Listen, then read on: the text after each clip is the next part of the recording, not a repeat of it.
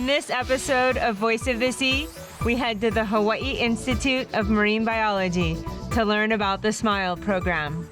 SMILE stands for the Summer Marine Mammal Intensive Learning Experience. We spend 10 days teaching all things marine mammals. During SMILE, high school students learn together with graduate students from the UH Marine Mammal Research Program and their partners. Through hands-on trainings, workshops, field trips, peer bonding exercises, and classroom content. I think SMILE is different because their whole objective is to make it fun. Having this program was amazing. Here at the Marine Mammal Research Program, we obviously study marine mammals, everything from humpback whales to Hawaiian monk seals, spinner dolphins, spotted dolphins. The motivation behind SMILE is to really increase diversity in marine science, particularly marine mammal science. SMILE is for incoming juniors and seniors that live in Hawaii. We give priority to students from underrepresented groups. And you had students from across Hawaii, not just Oahu. Yeah, so this summer we received funding from Hawaiian Airlines to bring in students from other islands, not just Oahu. So we actually had 5 female students come from Kauai, Molokai, Big Island, and Maui. So, Oh, wow. yeah. What is your work on? I study the underwater acoustic communication of Hawaiian monk seals. Marine mammals use sound for basically all critical life functions: communication, navigation, orientation. Specifically for adult seals, adult male seals, they're using underwater vocalizations, like us talking to one another right now. How do you go about doing your research? I study their underwater acoustic communication using 2 different tools. The first is passive acoustic monitoring, which are kind of long-term underwater recorders that record sounds in the ocean, as well as the CATS cams. This is a CATS cam. The goal is to glue them onto the backs of adult male Hawaiian monk seals so that we can record their behavior while at sea. That's something really difficult to do with marine mammals. It's got a video camera. In the back, it's got an acoustic recorder, a hydrophone, so it can pick up sounds that the monk seal produces, boats, Navy sonar, whatever's happening in the ocean. If an animal is exposed to a man-made sound, like a boat passing by, we'll record it on our acoustic recorder, and then we'll be able to see how the animal moves once it potentially hears that sound. So a better understanding of the impacts of man-made noise on animal behavior. NOAA's Hawaiian Monk Seal Research Program has used this device before, but theirs did not have an acoustic recorder in it. So the thing that's special about ours is we can actually record sounds underwater now. So we can pair their vocal behavior with their other types of behaviors. This is what we call a sound trap. It's an underwater passive acoustic recorder. So this is the hydrophone part that's actually listening to the sounds, and then all the data is recorded in here. Just have 12D batteries in here in the electronics.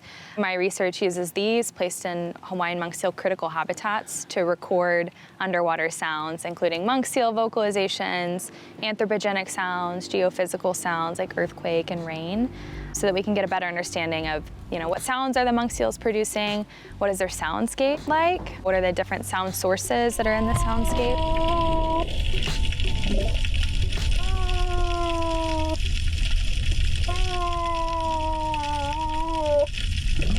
I do a lot of Hawaiian monk seal data analysis, specifically with acoustics.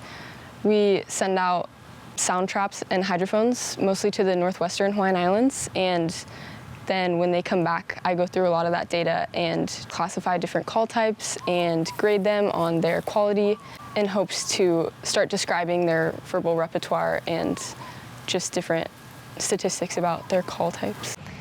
Can you describe to me some of the categorizations, like the categories that you're actually putting the calls into? Yeah, totally. So there are 6 call types that Hawaiian monk seals make, and we see about 3 primarily. There are growls, croaks, and whoops that are probably the most common that we see on our data sets. They really range in their sounds. Some of them are kind of surprising the way that they sound, whoops especially. Can you make any of the calls yourself? The best thing I can compare it to is growls. I really think sound like a loud stomach growl, honestly. And a croak is kind of like a shorter version of that. It's like a we grade it so it's 0.5 seconds or smaller, so it's like a very short growl. And growls can be mini seconds long. And whoops are kind of like whoop, whoop, whoop, whoop. Like, they sound kind of crazy. You wouldn't really expect a monk seal to make that noise. It's super interesting.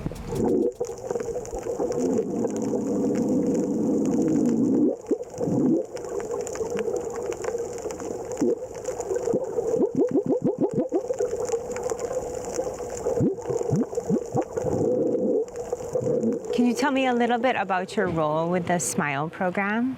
Yeah, so with SMMILE, I was the intern. That meant doing a lot of the logistical work that had to be done, but it was a really cool opportunity, and I feel like I got a lot out of it. Watching them experience what this is really like and the different possible paths that you can take with marine mammal research and marine biology in general, it was really special just to see them get really psyched about different areas of marine biology.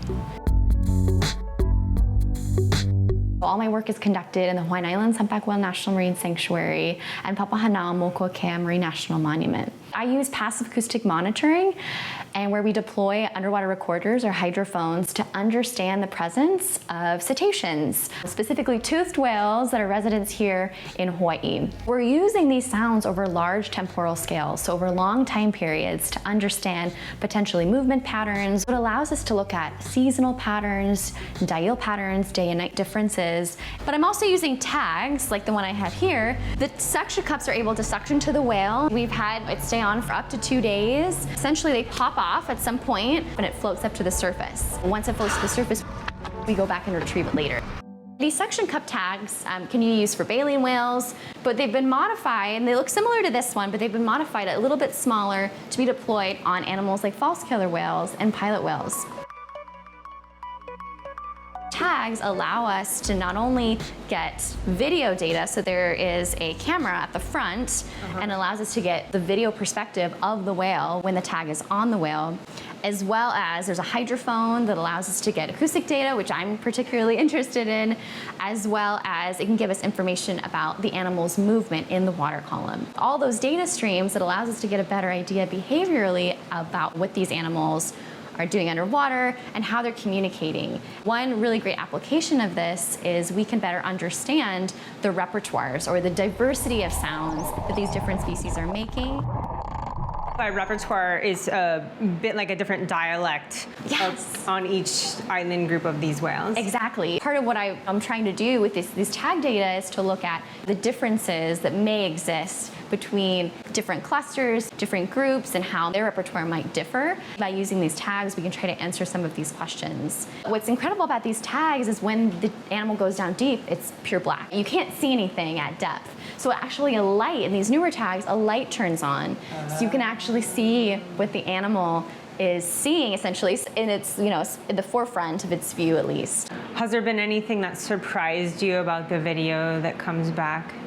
Well, I haven't been able to process all the video footage yet, but I think it's going to be interesting to really see what other species are potentially in the frame. This is a false killer whale tag deployment. You can see other species in the frame, and in a moment here, we'll see these humpback whales. And they're not necessarily known to have interactions with humpback whales, but it's just interesting to see this other perspective. What's most interesting to me is the communication aspect. How are they communicating? How does it differ based on different clusters or social groups? And wow, what if they're communicating across species? That would be incredible. That would be a wonderful question to answer, yeah. This is a dive profile of a pilot whale. So essentially gives us an idea of how deep they're diving over time. As you can see here, whenever this peak goes down, you can follow the line, and when it's going kind of at a depth of 600 meters, this animal is diving down and potentially to feed. So this is at night, the animal's feeding, and then during the daytime, you can see there's really little going on. That's because pilot whales spend a lot of their time milling at the surface. They're logging, sleeping during the day, communicating, being more social. And they feed at night on the mesopelagic boundary community. And so it's these plankton and fish that rise to the surface. Kind of this cycle of the ocean here in Hawaii, where these animals rise, they get closer to the shore, and they rise in depth. And so that's when these pilot whales are really taking advantage and feeding. And so you can really see that in this dive profile.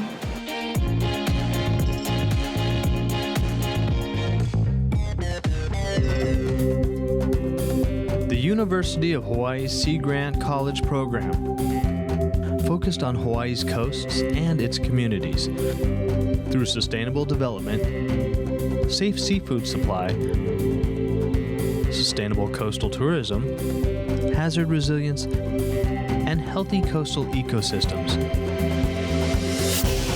Hawaii's Sea Grant.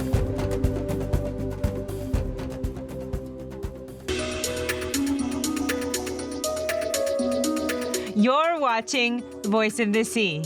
We're learning about marine mammal research and traditional navigation practices as part of SMILE, the Summer Marine Mammal Intensive Learning Experience for high school students in Hawaii.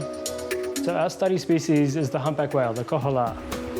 This species, they are a migratory species, traveling from their feeding grounds in Alaska all the way down to Hawaii here, which is their breeding grounds, a distance of about 3,000 miles each way. For humpback whales in particular, they are what considered to be ocean sentinels, indicator species of what's going on. Because they feed so low on the food chain, they're targeting these little shrimp-like creatures called krill, or different fish species or invertebrates.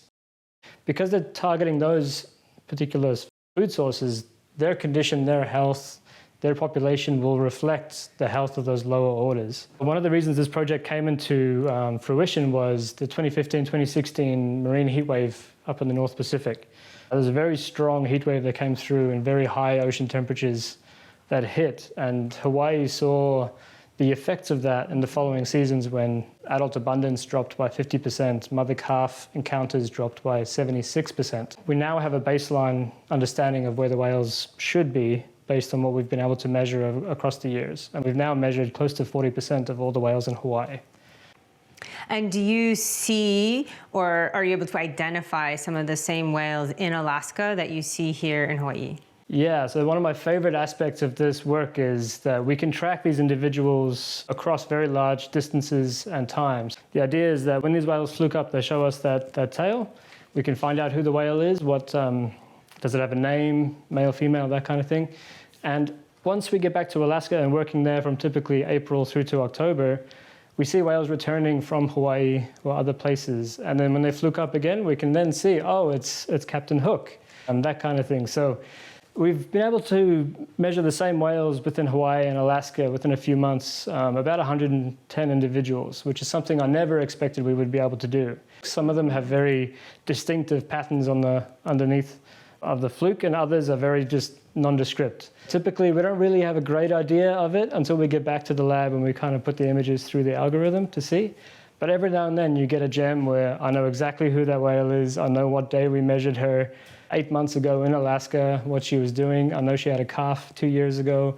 She might be pregnant this year, that kind of thing, which I really enjoy because you're tracking these individuals and you feel very attached to them and connected to them, which is something I didn't really expect in a sea of 11,000 whales in Hawaii, to know some of them personally and by name and to track them over such huge distances. That to me has been one of the coolest parts of the project. Being able to do that across such a large spatial and time scale is really important data for us, and one that I think is quite unique to this project. Most of the work is done off Maui, typically in our channel in that area there. That seems to have quite a high density of animals, very sheltered, shallow water, typically blocked off from the trade winds of the West Maui Mountains. So that area has been a very amazing area to work in over the years.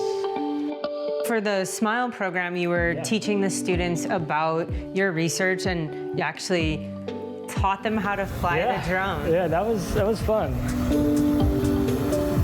This is just a commercial buy-off-the-shelf drone. Really? Yes. All of this you can just purchase off the shelf.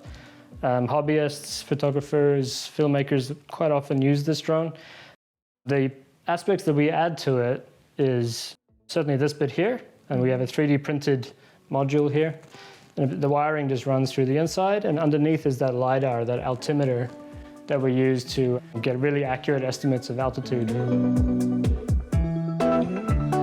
Our main goal in talking with the SMMILE program was really to give the students a foundation of culture and Hawaii and place. And so for us, being here in the Bay, we felt it was really important to teach about our place names and our different stories that are here in the Bay. One of our rotations was Kilo, our observations. The place names and the stories were incorporated into that session.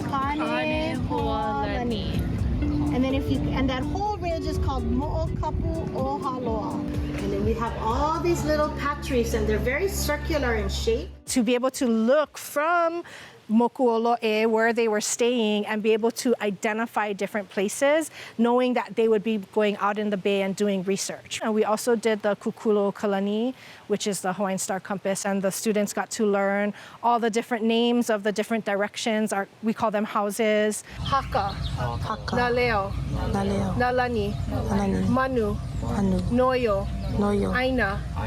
And then learn a little bit about how the compass is used when voyaging. And then lastly, we did like line handling and knots. I feel like knots is always a really hands-on experience. And kind of really useful in your whole life. Yeah, I mean, the students talk about, the younger ones will say like, oh, if I was ever stranded on an island, I could use my knots. And you're like, yes. But I think as they get older, they start to realize more about not only the skill of knots and line handling, but also the importance of kaula, our rope and line, to our cultural traditions, to our va'a, right? Without kaula, your ancestors couldn't have gotten here because it's kaula that holds the canoe together. And through that, we can also look at metaphors. Like, what does kaula represent? The binding of our canoe, the unity of our people, genealogy, right? How different pieces of experiences and people, they come into our life and become our kaula of life. What I saw with the program is just through the experience of being with one another in different places and learning about these places and meeting community people who work in these jobs or are pili or have a relationship with these places, they themselves learn how to build community with each other. We have a shared community right here as people of this bay. And so I love that we get to work more closely with HIMB Mokuolo'e, but also countless other partners in this area, right? That's like a super important part of community building.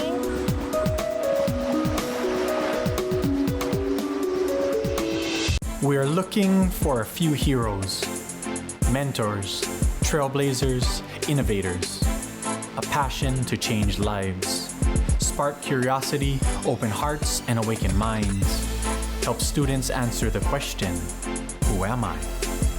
This could be your calling, but this is no job. It's the journey of a lifetime. Be a hero. Be a teacher. You're watching Voice of the Sea. We're talking to student alumni about their experiences in the SMMILE program.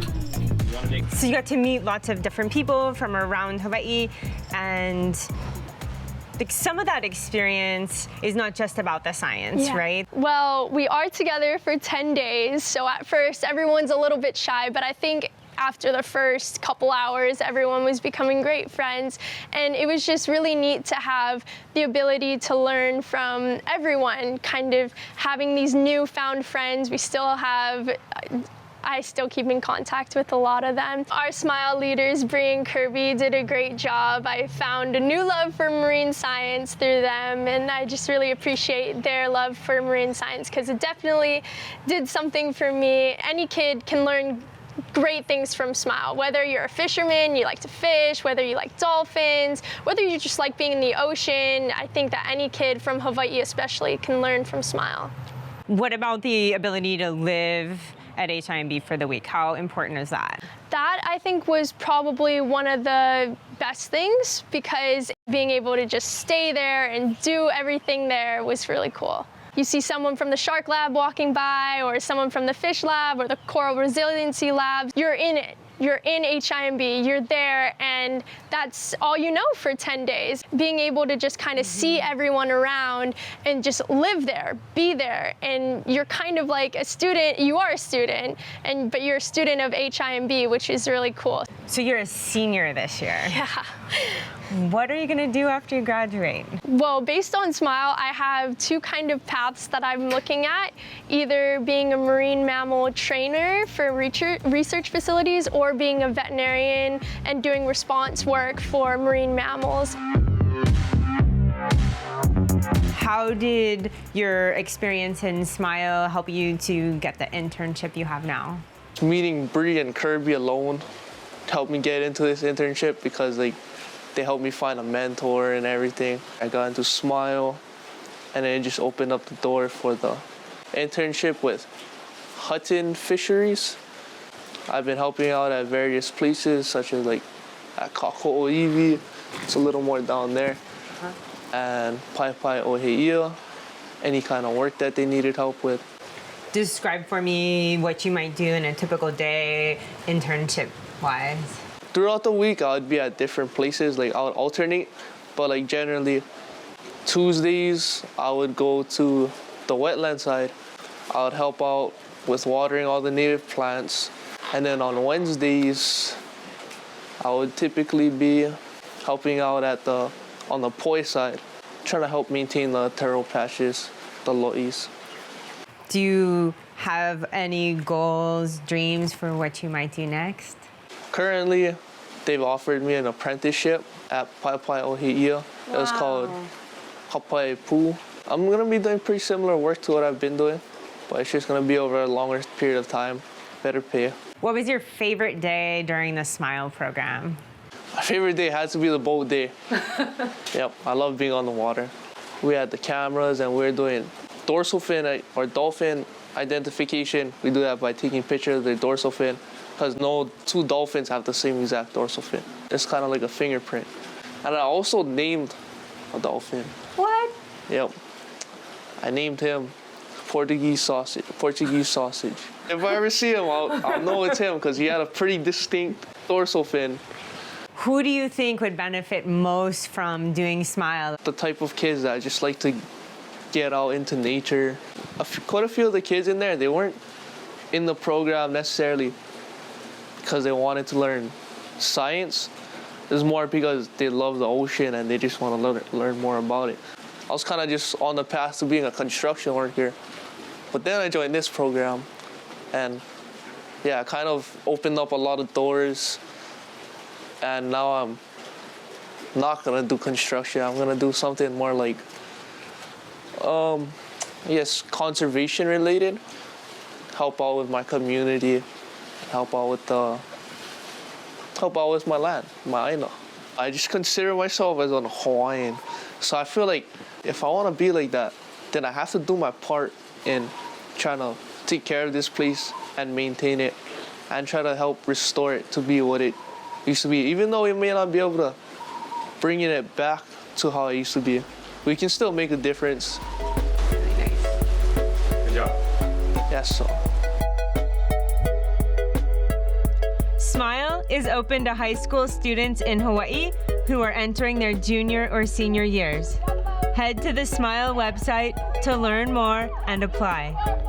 There are also other opportunities to volunteer with ocean science research and marine restoration projects. Visit voiceofthesea.org to learn more or ask an organization in your area. Follow us on social media at Voice of the Sea TV. Mahalo for watching Voice of the Sea. Exploring Our Fluid Earth is the dynamic curriculum developed by the University of Hawaii's Curriculum Research and Development Group.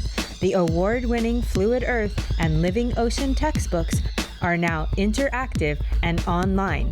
New activities, updated content, and a teacher community. Exploring Our Fluid Earth is now freely available. Find out more at exploringourfluidearth.org.